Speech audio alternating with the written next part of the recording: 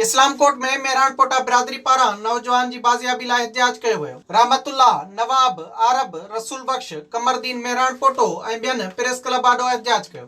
उन मौक़े ते दाहींदे अॻवाननि चयो त रहीम मेहरानपोटो खे मुख़ालिफ़ धुर जे शौकत अली, बरकत, लियाकत ऐं ॿियनि कम बहाने घुराए मोटरसाइकिल समेत यरगमाल बणाए छॾियो आहे। हुननि चयो त जवाबदारनि एतिराफ़ बि कयो आहे त नौजवान वटनि कम सांगे आयो आहे। कुझु ॾींहं में वापसि कंदा, पर 10 ॾींहं गुज़रण बावजूद न पियो छॾियो वञे।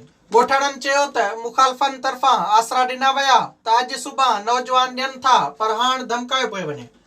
छोकिरो असांजो घुरायो बरकत अलीअ, वियो दावत कंदे खारी गुलाम शाह में। खारी गुलाम शाह वञण खां पोइ हू चवे थो वापसि असां वटि कोन आयो। ॿिए ॾींहुं असांखे ॿुधायूं त पुलिस खणी वई। तंहिंखां पोइ ॿिए वरंदे ॾींहुं आयो, हुनजो भाउ शौक़त, हुन चयो 3 ॾींहं सब्र करियो, आख़िर ॾियां थो। पोइ 2 ॾींहं वरी चई 2 ॾींहं सब्र करियो। कल्ह असांखे जवाबु ॾिनो त असां वटि आहे कोन, पंहिंजी माउ जी मर्ज़ी पियो करियो वञी। असां वटि वॾेरा रहनि था, तव्हां सभु ज़ाती उन्हनि खे सुञाणो पिया। उहो वॾेरनि जेको अथई सॼो डामू हथ जो करायो आहे। हीअ वॾेरनि जो डामू आहे ऐं वॾेरा जेके सफ़ा कूड़ ॻाल्हाइनि था ऐं कूड़ा क़ुरान बि खणनि था, त असां वटि काई ॻाल्हि कान्हे। पर आउं चवां थो त बिल्कुलु ई सॼो उन्हनि जो डामू आहे ऐं हिननि ईअं बिगर गुनाह कंहिंखे फासाइण जे लाइ कनि पिया ऐं पंहिंजी सारियूं रचाइण जे लाइ कनि पिया। अॻवाननि मुतालबो कयो त संदन नौजवान वापसि कराए सणन इंसाफ़ कयो वञे।